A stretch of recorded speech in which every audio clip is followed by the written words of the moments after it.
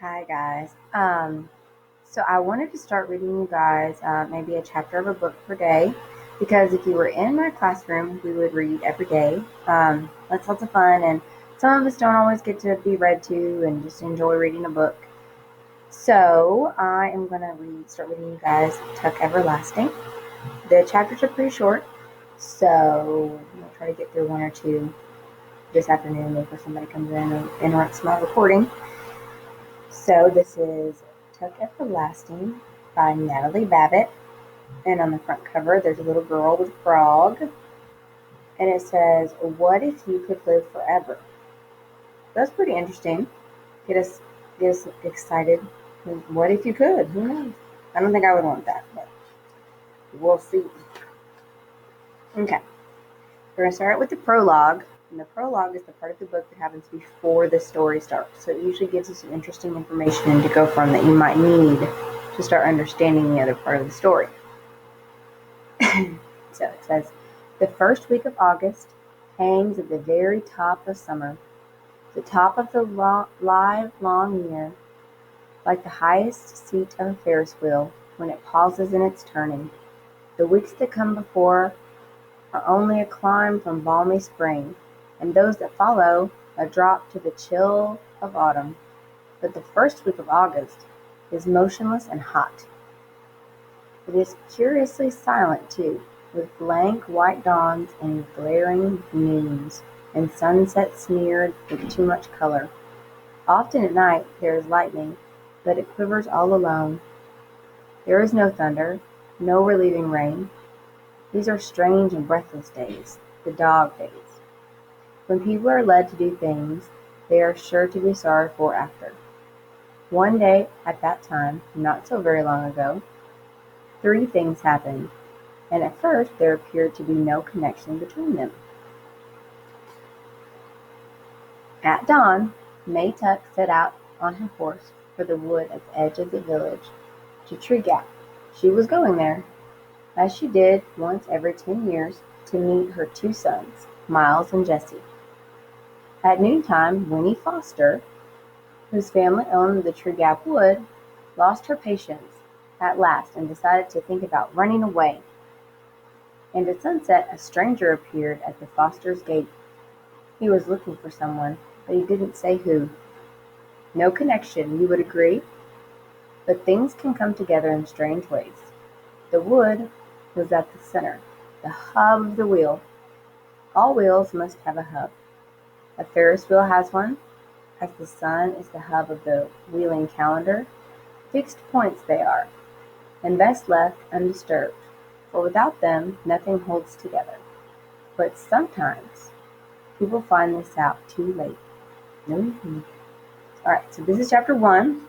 Coming up, it's like 2 pages, so I'm going to try to get through chapter 1 real quick, and then we'll stop and we'll pick up chapter 2 hopefully tomorrow.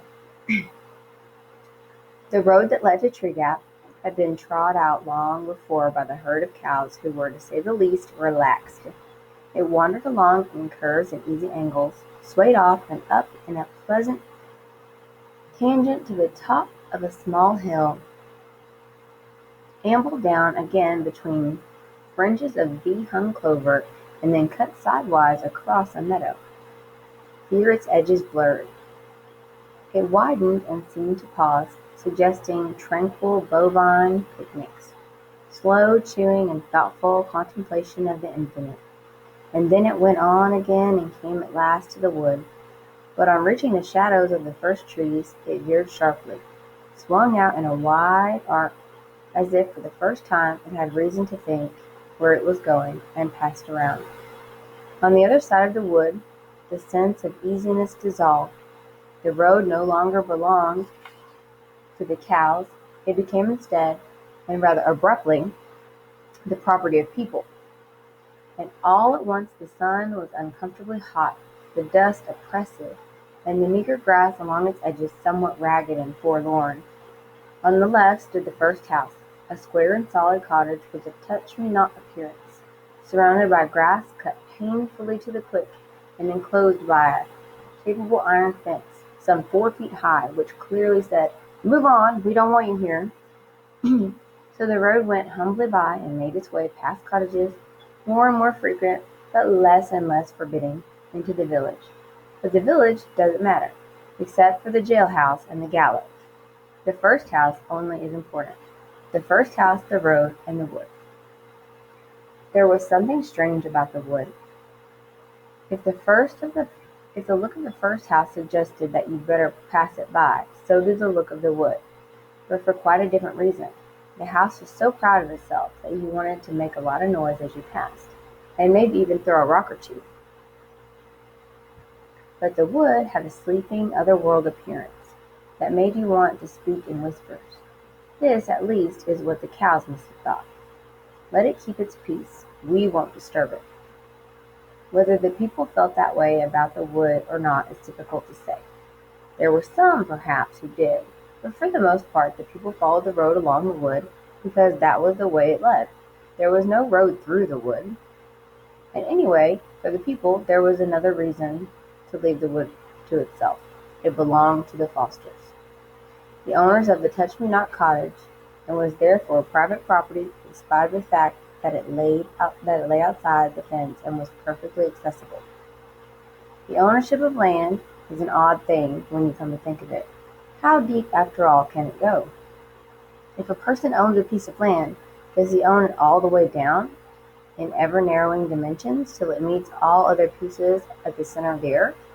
Or does ownership consist only of a thin crust under which the friendly worms have never heard of trespassing? In any case, the wood, being on top, except of course for its roots, was owned, bought and bought by the Fosters in the Touch-Me-Not cottage, and if they never wandered in among the trees, well, that was their affair. Winnie, the only child of the house, never went there, though she sometimes stood inside the fence, carelessly banging a stick against the iron bars and looking at it. But she had never been curious about it. Nothing ever seems interesting when it belongs to you, only when it doesn't. And what is interesting, anyway, about a slim few acre of trees? There will be a dimness shot through the bars of sunlight, a great many squirrels, and birds, a deep, damp mattress of leaves on the ground, and all the other things just as familiar, if not so pleasant things, like spiders, thorns, and grubs. In the end, however, it was the cows who were responsible for the wood's isolation, and the cows thought through some wisdom, they were not wise enough to know that they possessed, were very wise indeed. If they had made their road along the wood instead of around it, then the people would have followed the road. The people would have noticed the giant ash tree at the center of the wood, and then, in time, they'd have noticed a little spring bubbling up among its roots, in spite of the pebbles piled there to conceal it. And that would have been a disaster so immense that this weary old earth, owned or not, to its fiery core, would have trembled on its axis, like a beetle on a pin. So, that is chapter 1. We will see if we can get to chapter 2 tomorrow, and I hope you guys enjoyed that. So, Tug Everlasting, and there is a movie of it, but don't watch the movie because I don't want you to ruin it till the book's over. Alright, bye.